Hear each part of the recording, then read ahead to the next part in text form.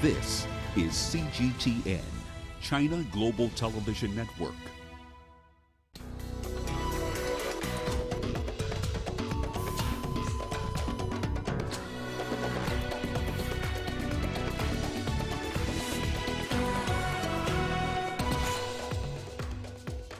Cameroon's national dialogue ends with no roadmap. Ebola survivors top 1,000 in DR Congo. And South Sudanese refugee teacher wins hearts of peoples in camp. Hello and a warm welcome to Africa Live. I am Peninah Karibe. Also coming up this hour, Egypt cuts fuel prices after years of increases. And Kenya's Conseslus Kipruto narrowly retains men's 3,000 meter steeplechase title in Doha.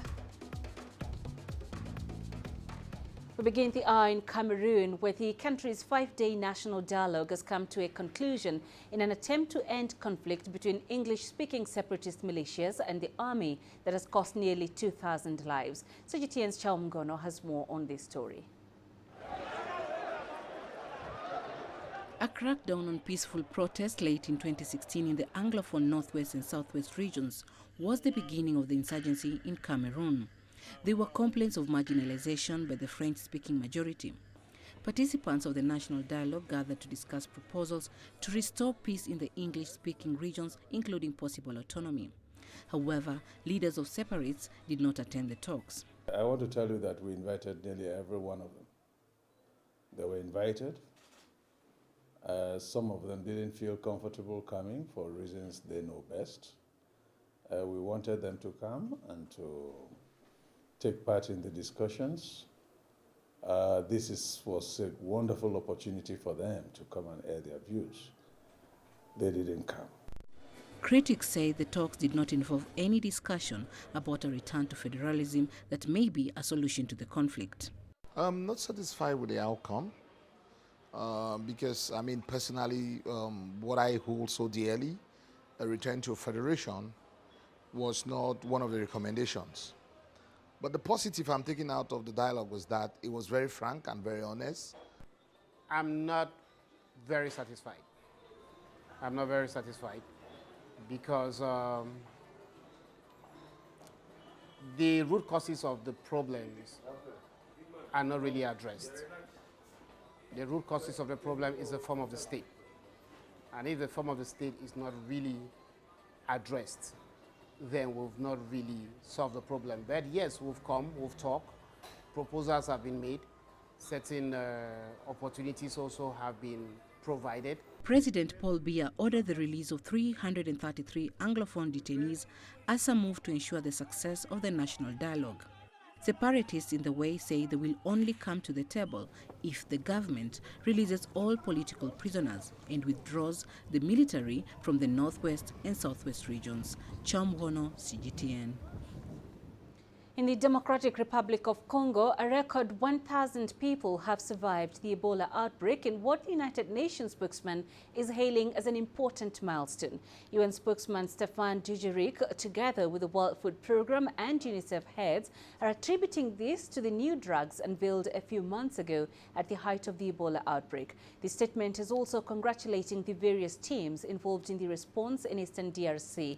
According to a recent study, the new Ebola treatment registered a 90% recovery in patients. Up to 225,000 were protected from the disease. The Ebola outbreak that began in August last year was the largest and the longest to hit the Great Lakes region nation. Marking an important milestone today, the 1,000th person to survive Ebola after receiving treatment has now returned home. In a joint statement, David Greasley, who heads the emergency relief operation for Ebola, and the World Health Organization, the World Food Programme, and UNICEF, as well as Save the Children, commended the strong leadership of the DRC health authorities and the tireless efforts of thousands of local health workers and partners. To Mozambique, where the general election and presidential elections are set to take place on 15th October. It's estimated that over 9 million voters are registered to vote, but the number is likely to be much lower than that. And it has nothing to do with voter apathy. CGTN's Angela Kupla tells us more. Analysts and civil society groups are concerned because there's been an increase in violent attacks on civilians and military installations attributed to different armed militia. The big challenge is that the election is happening in a context that was never seen before. One is the fact that there are two conflicts that are unresolved. We have the conflict of government against Renamo, which in the past few weeks has shown that is way away from being resolved, with a fraction of armed side of Renamo going out on the streets and staging violent attacks that have resulted in injuries and death. There is another factor that is problematic, which is the fact that in the north, in Cabo Delgado, an insurgency is taking place. In what's been described as a multi-layered conflict situation by analysts, the Cabo Delgado province is unlikely to see many voters at the polling booths. That's due to terror cells operating there and the reactive government security forces looking to neutralize them. One is the current fear under which the people live, not only for attacks, but also towards the security forces. The brutal manner in which security forces are actually acting against civilians, which creates a double-edged sword for them.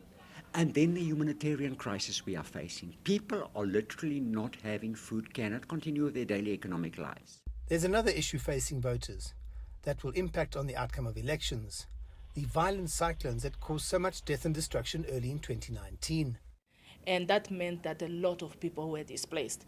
And those people have lost their documentations, and unfortunately they might not be able to exercise their right to vote in 11 days when the election takes place. The attention has been focused on the north of the country for good reason.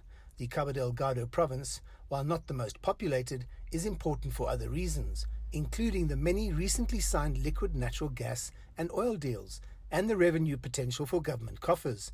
But voters are scared. The environment for a free and fair elections within a state of such extreme violence that remains a mystery to the local population and out of control, with the government forces not gaining control, is not suitable for election processes to take place. The environment in Mozambique right now is quite toxic, and it's going to take a lot of will from voters and politicians to make sure that this election goes off and the results come out without any violence. I'm Angelo Coppola for CGTN in Johannesburg, South Africa. A high-level joint mission composed of representatives of the African Union, the United Nations and the European Union are in Bangui to assess the implementation of the Central African Republic Peace and Reconciliation Agreement. It is the second high-level joint mission since the signing of the peace agreement on 6th February with 14 armed groups. During the four-day meeting, the joint delegation will meet with the highest authorities of the Central African Republic and guarantors as well as facilitators of the agreement. We are back to evaluate the implementation of the Peace and National Reconciliation Agreement and to see jointly with the security authorities what challenges we are confronting. You see that the African Union, the European Union and the United Nations are still united to support the Central African Republic and the peace agreement.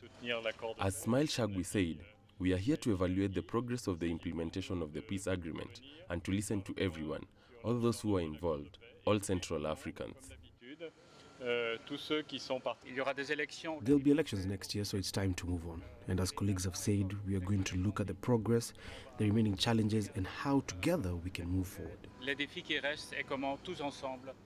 When all the internal security forces and Central African armed forces have begun operations in Birao with an aim to restore the authority of the state, the move has been well received by the locals. The forces rely on the support of the population to support the return to peace in Birao.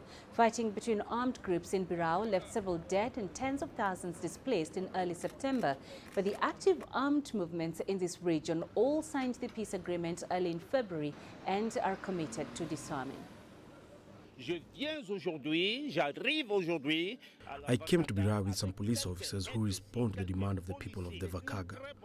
These law enforcement officers came to secure, to protect my population, our population, and the people of the Central African Republic. People here want the disorder to be stopped and look to the future. We will try to work together so that we can achieve peace. You know that the President of the Republic has opted for dialogue. We follow the instruction he has given us. We are here to secure the city of Birao and repel those who could make the mess so that the people can resume their occupations. In Hong Kong, Chief Executive Carrie Lam has spoken out against a new round of violence, saying Hong Kong suffered a very dark night. The violence escalated after an anti-mask law was introduced using emergency powers. 特區政府係按住一條現行嘅法例賦予嘅權力。 The SAR government has taken necessary measures by the power given by existing laws. I invite foreign officials and lawmakers to see clearly the essence of the matter. Hong Kong is facing a level of violence never seen before. The government needs to take decisive legal actions to curb violence. Lam said the government will do its utmost to curb violence. Demonstrators have used face masks to conceal their identities in increasingly violent protests that have roiled the city for 4 months. On Friday evening, rioters targeted public property and buildings, including several metro stations. And in the Yuen Long district, footage shows a police officer being beaten by a group of demonstrators before a petrol bomb explodes. Our reporter Shu Shin Cheng in Hong Kong has more on the situation in the streets after Carrie Lam delivered her televised speech. Right now, I am at Hong Kong's Causeway Bay area, one of the busiest commercial centers in the Special Administrative Region, and the people are now actually gathering outside the Sogo shopping mall, which is about 200 meters away from us. Some are still wearing masks, and they could face up to a year in jail or a fine of some $3,000 after Friday's new anti-mask law. Rage from protesters over the anti-mask law took over the city Friday night, and Hong Kong Chief Executive Carrie Lam condemned the extreme violence shown from Friday night's chaos through a televised speech just about half hours ago. She said the radicals damaged the city's subway system, the MTR, shutting down all trains, which has not yet resumed, rampaged the shops, and attacked the police officers. Lam also mentioned that some radicals and protesters applied to the High Court Friday night to challenge the legality and validity of the law. And after a late night hearing, the High Court refused to suspend the anti-mask law.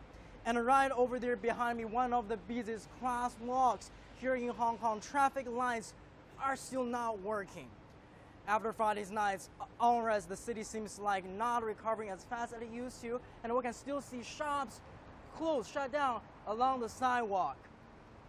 And we're not sure, because right now we don't see a huge number of people getting on the streets, but we're not sure how big this afternoon's rally will become. Beijing says it supports the Hong Kong SAR government's new laws, stressing the need to restore social order while citing examples of similar laws in other countries. The central government's view on Hong Kong's ban on masks is loud and clear. China's official newspaper People's Daily says the law shows that Hong Kong residents wish to safeguard the rule of law and social stability. The piece says the central government has confidence in the SAR government, and that it supports all measures necessary to bring an end to the violence. The Hong Kong-Macau Affairs Office of the State Council says the measure is necessary because the protests have become criminal offenses and threaten public safety. It also says the regulation won't affect other rights of Hong Kong residents. The central government's Hong Kong Liaison Office has stressed that the central government has always adhered to the one country, two systems principle. However, it would not tolerate repeated acts that endanger national sovereignty and security. Over a dozen countries have enacted anti-mask laws. In the US, 15 states have banned masks at protests and rallies.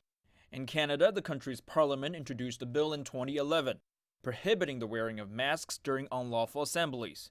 It comes with a maximum 10-year sentence. The British Parliament passed an Anti-Mask Act, the Wealth and Black Act, as early as 1723 in response to raids against landowners.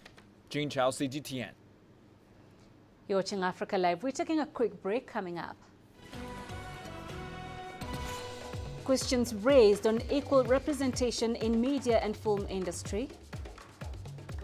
And South Sudanese refugee teacher wins hearts of peoples in camp.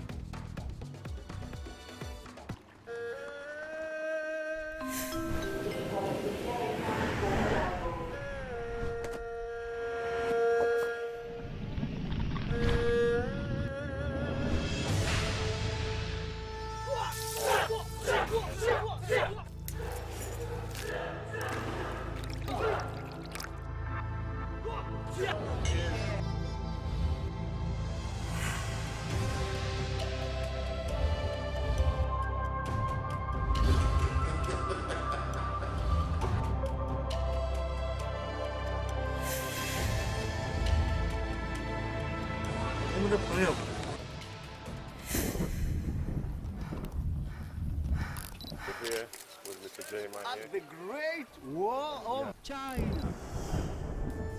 你好。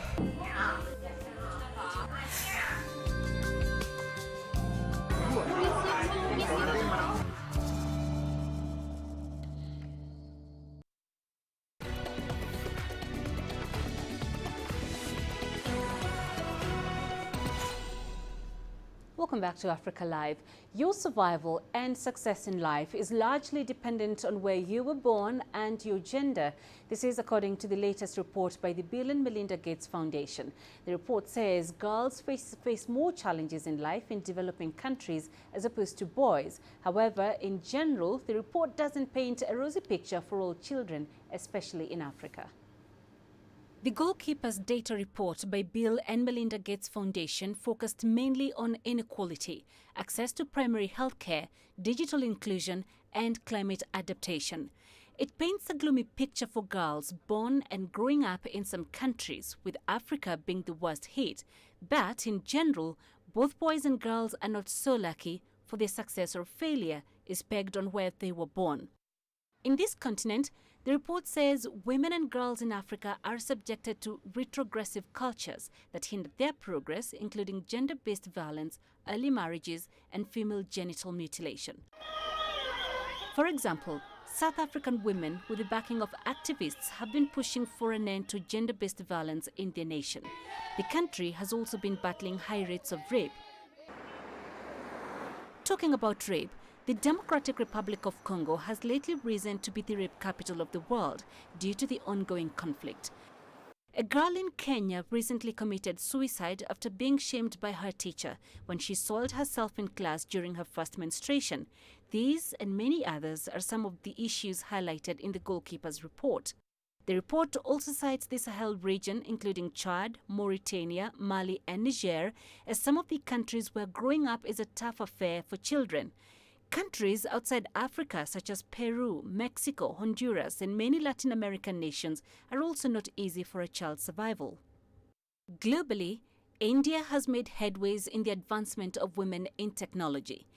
In submission, the report says, unlike people born in developed countries such as the United States, China, and Western Europe, growing up outside some of these nations is a tough call, one that determines one's success or failure in life. A recent report by Plan International, an independent development and humanitarian organization, says women are still not well and equally represented in the media and film industry. The report says men still dominate the lead roles in films, and when women play such parts, they are often sexualized. CGTN's Deji Badmas has been speaking to some players in Nollywood in light of that report. Although Nigerian films did not feature in the planned survey, the issues raised in the report resonate with Nollywood, Africa's biggest film industry. And if there's one player in Nollywood who understands the issues and has actually dealt with some of them, it's producer, director and writer Dimbo Atia. It's fair to say that out of every 10 Nollywood movies, I'm sure you only find 2 or 3 that have women portrayed as the lead or the main the subject of the story itself. So yes, Nollywood were a bit guilty when it comes to doing that, and I believe that it's something that should change. And just maybe it's changing because we're beginning to see more narratives that are putting women more in the leading role or in the forefront of it than what it used to be. It's a view shared by this fast-rising Nollywood star who has been cast in a lead role in an upcoming film. I feel women are winning now, and all thanks to, the people who have made way for people like me to be here. Because I see a lot of women in positions of lead roles. Do you understand? The likes of Genevieve Naji, Adesuwa Etomin, Saipeya Team, Shola Shobowale. Like, there are a lot of women taking the center stage right now. And in as much as, well, when we go behind the camera or behind the scene, maybe I could say men are dominating that area. But I think there's a major change happening in the industry, and I'm an example. Because we don't have to. Indeed, women are making forays into directing and producing in Nollywood. Some of the top grossing films in the industry in the past 2 years were produced and directed by females. A list of female stars like Genevieve Naji, Funke Akindele, Omoni Obole, Kemi Adetiba, and many more all have their own productions. But beyond the issue of roles, the plan report says women are often sexualized in films. It's something that people here in Nigeria had always complained about in Nollywood. I wouldn't say it is a deliberate thing. It's just a mindset. So when we write with the mindset of the things that we're exposed to. When we produce with the mindset of the things that the world has exposed us to. And most of the time we don't pay attention to like, oh, does it look like we're sexualizing this woman? But it also depends on where you're doing it. So for example, here in the North, where I mostly do my production, a lot of the times the women that we portray in our productions don't get to be sexualized like that because the culture around here. I think as an actor, of course, there are things I cannot do, and there are things I can do. Going nude is a no-no for me, but semi-nude, like that's what I said, is relative. So it depends, really. If it's something like show your back and all that, I think I can do it. But so long as it doesn't put me in an uncomfortable situation or an uncomfortable position, I think I can do it. That's my job as an actor. As a producer and a director, the first thing I look out for is what do you understand about this character that you're about to play? And show me your craft. I need you to morph into this person. I need to see that you're able to bring out this character. And those are the things I look out for. Truth is, Nollywood has got its own share of problems, some of which were actually identified in the plan report. But it's also true that things are changing and changing very fast in the industry. A new group of female filmmakers is now emerging and making top quality films. So the women are actually not waiting. They're coming, and coming on strong. Deji Badmos, CGTN, Lagos, Nigeria. United Nations Drug and Crime Agency, UNODC, has selected 13-year-old Blessing Ejindu from Nigeria to participate in this year's high-level conference. The conference, themed Educating for the Rule of Law, is scheduled to take place from the 7th to the 9th of October in Vienna, Austria. CGTN's Kelechi Emekalam reports. I composed a poem that inspired people. That's Blessing Ejindu. At 13, she's already an anti-corruption activist, using her poems and speeches to highlight the societal ills and push for adherence to the rule of law. The poem is just saying that corruption is spreading fast like a disease, and we need to give it instant medicine because it has destroyed our nation and it has caused so much danger to us, especially our youth. Blessing was inspired after participating in a school debate on corruption. The information she got opened her eyes to the deep-rooted problem.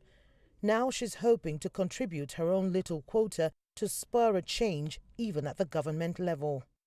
I would like to see the government and especially our judges to do the right thing and avoid taking bribe from other people and obey the rule of law, that nobody is above the law in our society. And the school authorities here are putting in place more initiatives that would help students like Blessing have a better understanding of issues capable of undermining the rule of law. We are now in collaboration with EFCC. So we've received their letter to come and establish an integrity club. Blessing is one of 2 children here selected to represent Nigeria at the UNODC International High-Level Conference holding in Vienna, Austria. 11-year-old Naomi Oluyede would also participate. They would be joining more than 200 key players from around the world in the education and justice sectors. The conference, among other things, seeks to provide a platform for exchange of ideas on implementing best practices. Kelechi Amekalam, CGT, and Abuja, Nigeria. In Tunisia, a study on the situation of women leaders at the regional level after the 2018 municipal elections revealed that the rate of women's representation in local affairs increased in 2019, reaching 47% against 30% in previous years. CGTN's Adnan Shawashi brings us more on this report. The results of this study were presented at a national conference held in Tunis under the theme Strengthening Gender Equality in Local Governance, Assessment and Horizons. It revealed that of the 350 municipalities as a whole, 69 are chaired by women and that the representation rate of women in municipal councils is 47%. Increasing the level of representation of women in municipal councils improves local governance and services for citizens. The principle of equal opportunities between men and women, which is guaranteed by the Tunisian constitution, is not being properly applied. The study, which is part of the For Inclusive Municipal Leadership Program 2019-2021, aims to learn about the professional background of women mayors, the difficulties they face before taking up this position, and their ability to perform their tasks. The study consisted in monitoring the activities of 45 female mayors over a period of 1.5 months. This same approach should include, at a later stage, 600 female municipal councillors. Statistical experts stress the importance of this study in promoting women's representation in local governance. It revealed that most women mayors are active in civil society and members of political parties. This study also recommends the creation of a network for locally elected women. This network provides an inclusive space for the exchange of experiences to overcome the difficulties that women mayors may encounter during their terms in office.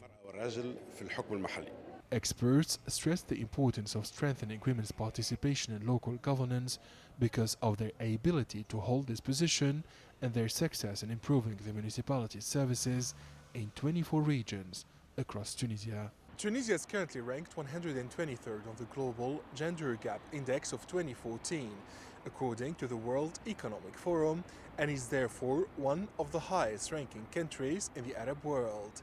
The North African country is viewed as the most advanced country in the region in terms of women's rights. Adnan Shawashi, CGTN, Tunis.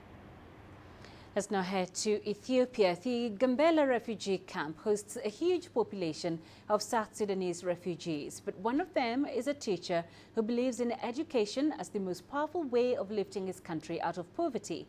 Here's the story of Kwat Reith, whose unique teaching method has won the hearts and minds of refugee children in the camp. Ami McConaughey picks up the rest of that story.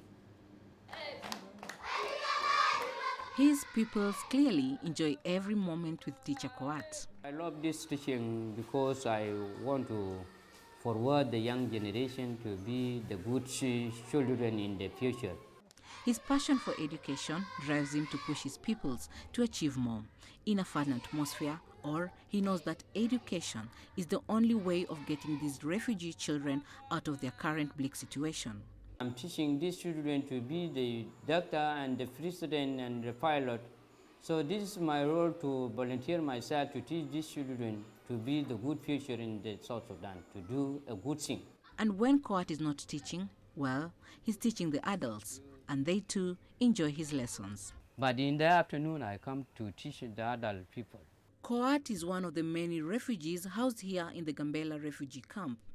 Although the situation back home in South Sudan has not yet stabilized, he has chosen to live and cherish his profession, and imparting knowledge gives him a rare satisfaction. I'm tired, but I cannot say that I'm tired, because I'm forwarding the people to be like me, or to be like other people who are here on the world. For Kwat, this world is a huge canvas on which he is painting a legacy that will define a generation. Chamwono, CGTN. Celebrations were recently held to mark the 70th anniversary of the founding of the People's Republic of China. The grand military parade staged as part of the celebrations elicited a lot of excitement among overseas audiences. For many, the celebrations reflected China's development and support to the whole world in the last 70 years. It also demonstrated leadership of the Communist Party of China. A media personality from Nigeria, Austin Macho, hailed Chinese President Xi Jinping's speech, which called for unity and development. One thing that amazed me about it is the precision of the march.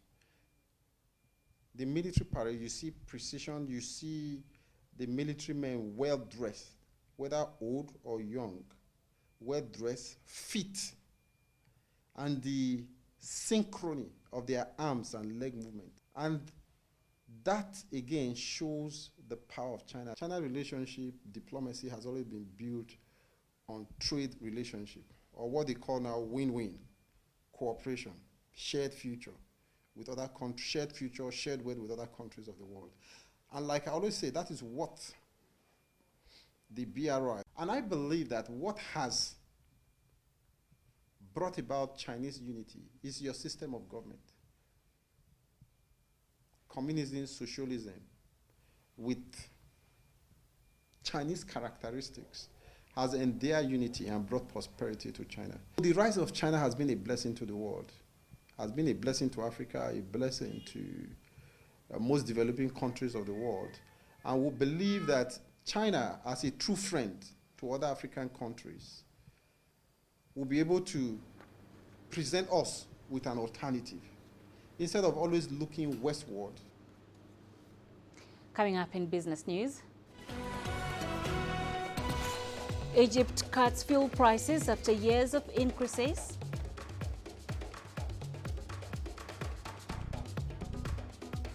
And Uganda warns its citizens against trading in cryptocurrency.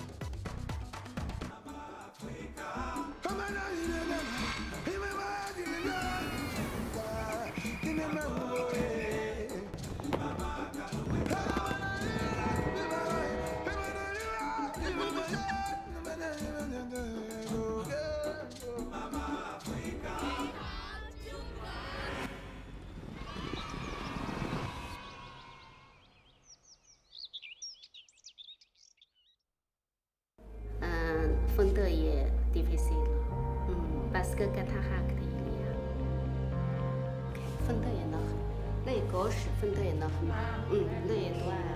c'est faire opération, faire les doigts.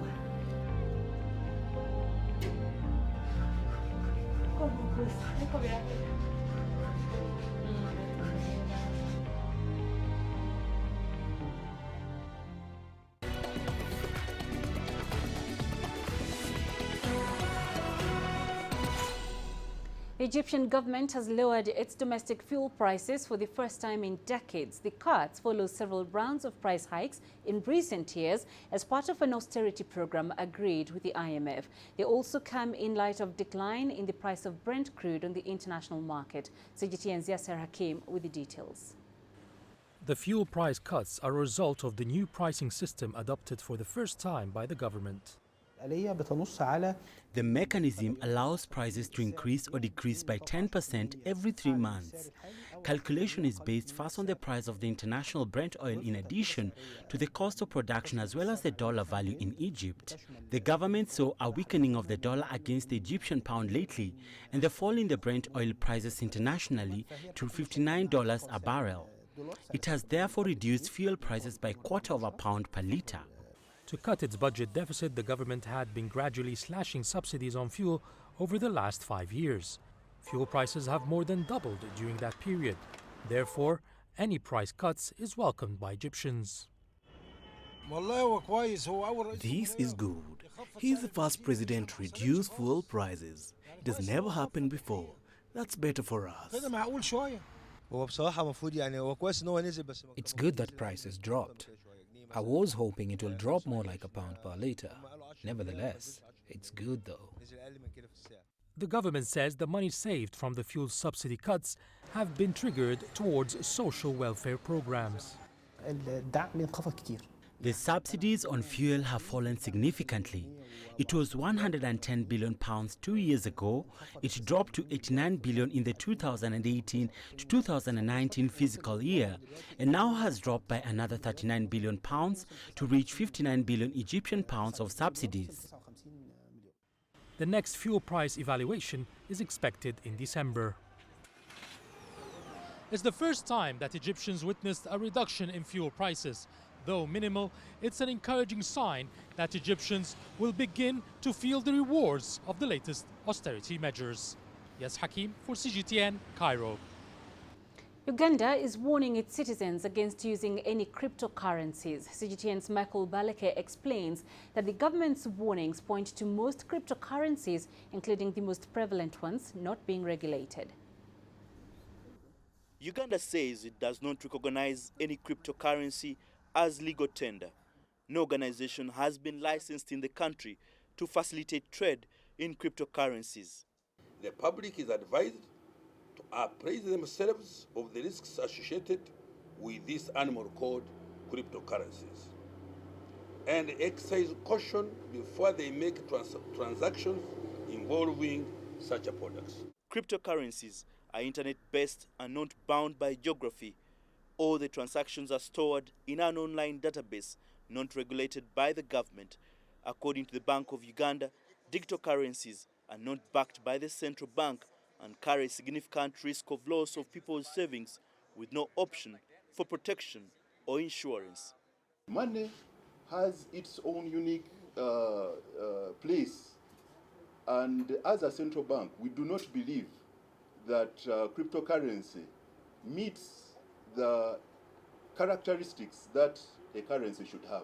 Cryptocurrencies like Bitcoin and Ethereum have become widely used, prompting more national and regional authorities to grapple with their regulation. Authorities here fear cryptocurrencies may create opportunities for illegal activities such as money laundering and terrorism. Regulatory bodies like Bank of Uganda are still trying to make sense of these new emerging technologies. But experts in the digital exchanges say if well regulated, cryptocurrencies can generate business opportunities. They can shape policy, spark innovation, and even create jobs. Promoters of digital technologies want the government to quickly come up with laws to consider new innovations. Their schemes in town are mostly Ponzi schemes, are mostly pyramid schemes. And these are the ones that are disguising and hiding behind the pretense of these things called cryptocurrencies, and that is wrong. So there are several investment opportunities in cryptocurrencies. There are even cryptocurrencies that are used for transactions, meaning that is pegged to an asset, something, for instance, pegged to the Uganda shilling, and someone can use that for transaction. Social media platform Facebook recently announced the Libra, a new cryptocurrency targeting its 2 billion users around the world, which the company intends to launch next year. The Ugandan government, however, says it has assembled a team of experts to study and look into all emerging technologies, including cryptocurrencies, with a view of formalizing their use. Michael Baleke, CGTN, Kampala, Uganda. Turning to fashion now, and more sectors are choosing environmentally friendly ways to conduct business. That's why Stella McCartney's recent Fashion Week collection included raffia bags made by female artisans in Madagascar out of materials from communities fighting deforestation. However, Madagascar is not necessarily a fashion hub. That's why Sitraka Rakoto, an up-and-coming designer, is hoping to transform the local fashion industry and get more people to buy locally designed and produced clothes. Alexandria Majala reports. Madagascar is not known for its haute couture, but thanks to the work of a designer, Sitraka Rakoto, in the capital Antananarivo, the nation's fledgling fashion industry has been gathering interest. The 35-year-old only launched her fashion line, Sirakut, 2 years ago. But her intricate embroidery and colorful illustrations have already attracted attention as far and wide as the US and Asia. Rakoto says she draws inspiration from her environment and what goes on in the country.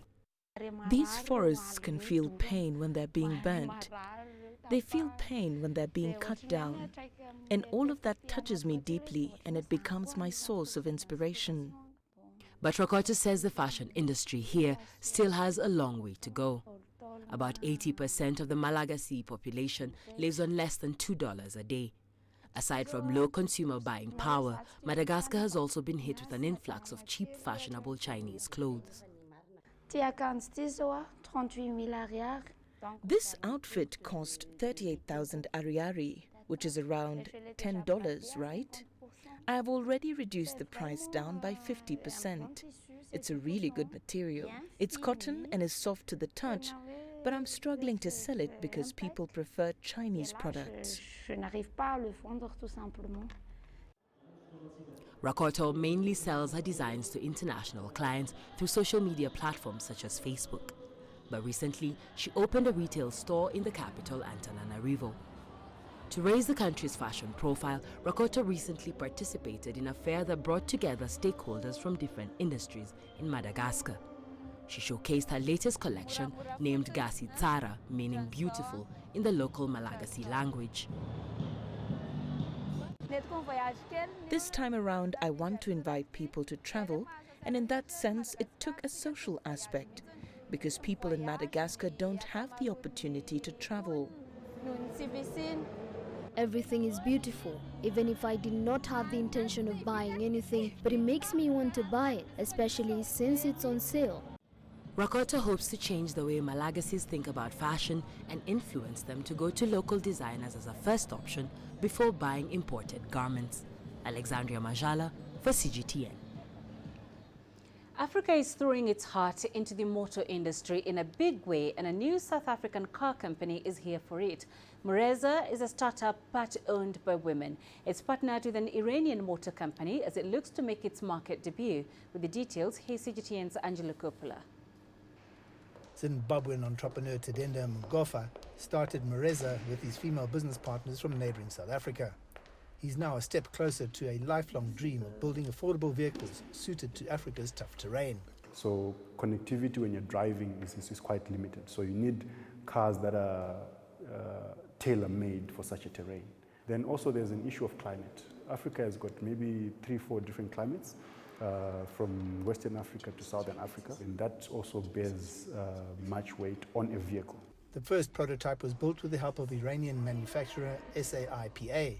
They are now awaiting safety clearance to go into full-scale production. We have invested upwards of $1 million to get product as a prototype, to build a system that contributes to the value chain of actual production of the vehicle. The partner that we have, they have got over 54 years experience in the automotive industry. They have helped brands like Peugeot, Hyundai, Kia, who are some of the leading brands. We are planning to start manufacturing in the first quarter of 2020.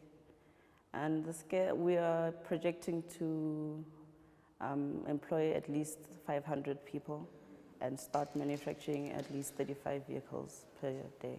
The crossover hatch will cost around $10,000. It will be the first of 5 models destined primarily for the Southern African market. It is daunting and exciting at the same time, and especially because we are young, and there's also other manufacturers that have been doing this for many years. But it's very exciting that we can bring a new chapter into the African entrepreneurship space. Mureza joins a highly competitive South African market, which produces over 600,000 vehicles a year. The company, though, is optimistic that it will fare well.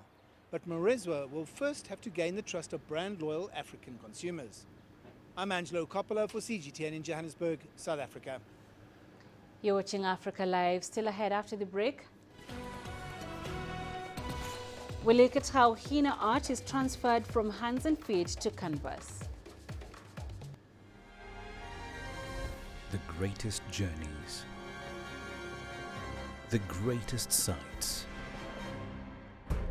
the greatest adventures. Here in Panata, this weir allows the locals to walk on water. We're far more than just TV news. We're your passport to the wonders of Africa. To bring you stories of struggle, survival and hope.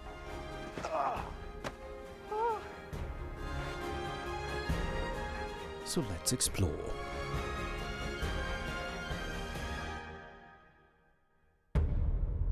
CGTN. See the difference.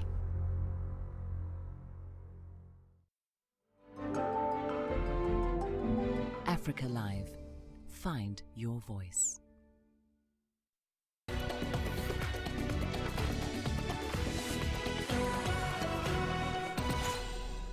We now head to Zanzibar in Tanzania. For centuries, women from the coastal town have celebrated special events by having their hands and feet decorated by plant-based dye called henna. However, they have recently discovered that this very same art can earn them more income when painted on canvas. Here's Chamgono with more on that. It is an art that has been passed down from one generation to another, a skill that has been around for centuries. This is the art of painting hands and feet by women from Zanzibar and the entire East African coast. It is usually done during special celebrations. This is used by a lot of women here. If a woman is single, she gets painted on one hand, but if she is married, she paints it on both hands and feet. However, just like any other trade, things are changing. We used to pound the plant. We would stir it in a small plate with water, then place it on a stick and paint using the thin stick. Or we will use a pen to draw the lines first, then place the mixture over it. But now we use the cone. It makes things much easier. We use some plastic and sellotape, fold into a shape of a cone and pour the mixture into it and use it. It is beautiful to learn or to watch the artist do the henna on my hand. But I also think it's really incredible that I've seen it on canvas, and it's something that I can take home and share with my family. While this is temporary and it's beautiful to learn here and incredible to watch them do, it's also amazing that I can bring it home and the story doesn't stop just on my hand. It can be taken other places. Henna is a type of dye that is extracted from a tall hardy plant called al-henna in Arabic. As the application style changes, so is the approach. Henna artists have realized the need to have their craft kept for prosperity purposes, hence their decision to paint on canvas. On the body we use black or red henna. Also, painting on the body is a pretty quick process. It's different on canvas. Painting on canvas takes quite a while. As you can see here, they take a while because they have a lot of detail. This has also enabled them to benefit more from this trade financially. We earn more income from the canvas painting, but it's not like selling donuts. You can sell one painting in 3 months, but once you sell, you may get up to $300 for a painting like that one. But it doesn't come regularly. With body painting, you can earn something every day.